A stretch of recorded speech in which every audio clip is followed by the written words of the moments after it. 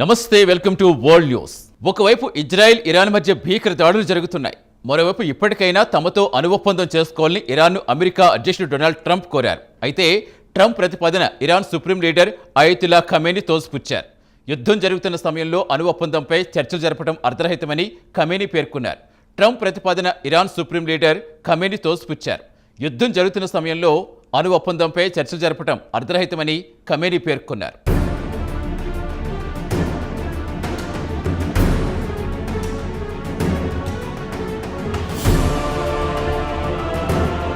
Iran చేపట్టిన అణు కార్యక్రమం చిలికి గాలివానగా మారింది. ఈ అణు కార్యక్రమం పూర్తయితే ఇరాన్ చేతిలో అణు ఆయుధం ఉంటుందని అమెరికా అలాగే ఇజ్రాయెల్ భావించాయి. దీంతో అణు కార్యక్రమానికి ఫుల్ స్టాప్ వేయాల్సిందిగా ఇరాన్ను అమెరికా అనేకసార్లు కోరింది. అంతేకాదు అణు ఒప్పందంపై తమతో చర్చలు జరపాల్సిందిగా కూడా కోరింది. అయితే ఒక దశలో అమెరికాతో చర్చలకు ఇరాన్ అంగీకరించింది. దీంతో అమెరికా ఇరాన్ మధ్య కొన్ని విడతలుగా చర్చలు కూడా జరిగాయి.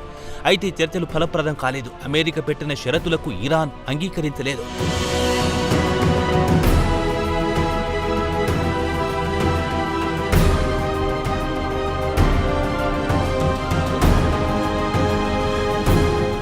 అణు కార్యక్రమంపై ఇరాన్ మంకుపట్టు పశ్చిమాసియాలోని మరో దేశమైన ఇజ్రాయెల్కు తీవ్ర ఆగ్రహాన్ని కలిగించింది. ఇరాన్కు గుణపాఠం నేర్పాలని ఇజ్రాయెల్ ప్రధాని బెంజమిన్ నెతన్యాహు డిసైడ్ అయ్యారు. దీంతో ఆపరేషన్ రైజింగ్ లయన్ పేరుతో ఇరాన్పై భీకర దాడులు మొదలెట్టింది. ప్రధానంగా ఇరాన్ రాజధాని టెహరాన్లోని అణు కేంద్రాలు, వైమానిక స్థావరాలను లక్ష్యంగా చేసుకుని ఇజ్రాయెల్ బలగాలు దాడులు చేశాయి. ఇజ్రాయెల్ దాడుల్లో ఇరాన్కు చెందిన పలువురు సీనియర్ సైనికాధికారులు చనిపోయారు. ఈ నేపథ్యంలో ఇరాన్ కూడా ఇజ్రాయెల్పై ప్రతిదాడులు చేసింది.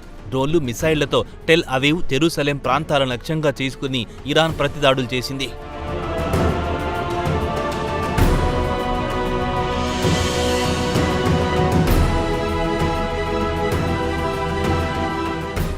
ప్రతి దాడులతో పశ్చిమాసియా రణరంగంగా మారిన వేళ మరోసారి అణు ఒప్పందం ప్రతిపాదనను అమెరికా అధ్యక్షుడు ట్రంప్ తీసుకొచ్చారు. ఇరాన్ తమతో అణు ఒప్పందం చేసుకోకపోతే సదరు దేశంపై ఇజ్రాయెల్ దాడులు మరింత తీవ్రతరమవుతాయని డొనాల్డ్ ట్రంప్ హెచ్చరించారు.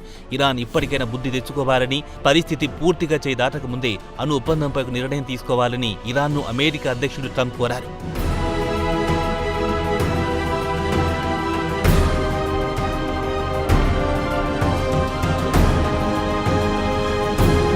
అయితే అమెరికా ప్రతిపాదనను ఇరాన్ తోసిపుచ్చింది. ఒకవైపు తమపై దాడులు చేయడానికి ఇజ్రాయెల్ను ప్రోత్సహిస్తూ, మరోవైపు అణు ఒప్పందంపై చర్చలకు ఆహ్వానించడం సరైన విధానం కాదన్నారు ఇరాన్ విదేశాంగ మంత్రిత్వ శాఖ ప్రతినిధి ఇస్మాయిల్ బఘై. అసలు అమెరికా అనుమతి లేకుండా తమపై ఇజ్రాయెల్ దాడులు చేసే అవకాశమే లేదని ఇస్మాయిల్ బఘై పేర్కొన్నారు.